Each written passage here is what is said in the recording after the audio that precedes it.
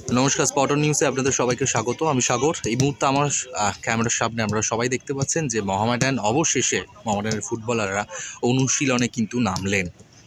আমরা দেখেছিলাম যে আজকে 4টে থেকে মিডিয়াকেও ডাকা হয়েছিল match day -1 training session cover করার জন্য। রাত পরেই চেন্নাই এফসির সঙ্গে খেলা কিশোর ভারতী ঘরের মাঠে। সুতরাং এই ম্যাচের আগে একটা বড় ইস্যু ক্রিয়েট হয়ে গেছিল, ফুটবলাররা নামতে চাইছিলেন না।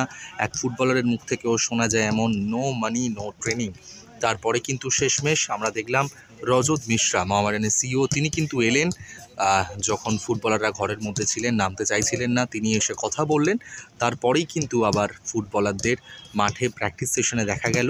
প্রায় ঘড়ির কাঁটা এখন বলছে, যখন আপনাদের সঙ্গে এই ভিডিওটা শেয়ার করে নিচ্ছি, 5টা 21। 4টে থেকে মোহামেডানের প্র্যাকটিস হওয়ার কথা ছিল।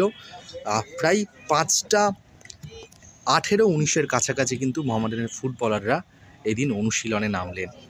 এতটা বিলম্ব দেখা গেল এদিন অনুশীলনে। যে প্রবলেমটা ক্রিয়েট হয়েছিল সেটা স্পটন নিউজে আগেই আপনাদের সঙ্গে শেয়ার করে নিয়েছিলাম। এরপরে যখন মোহামেডানের সিইও যিনি রয়েছেন তিনি এলেন, কথাবার্তা বললেন, তারপরেই কিন্তু প্রবলেম শর্ট আউট হলো। তার সাথে কথা বলেছিলাম আমরা সামনাসামনি না, পরে সাইটে গিয়ে কথা বলার চেষ্টা করেছিলাম যে প্রবলেমের শর্ট আউট হলো কিনা। তিনি পরিষ্কার উড়িয়ে দিয়েছেন কথাটাকে, বলেছেন নেই, কোই প্রবলেম নেই থা, মানে কোনো কিছুই প্রবলেম হয়নি।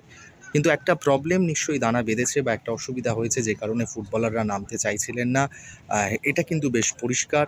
তবে চেন্নাইয়ের ম্যাচের আগে চূড়ান্ত অনুশীলনে আবারও কিন্তু মাঠে নামলেন, সেই আপডেটটাই আপনাদের সঙ্গে শেয়ার করে নিলাম।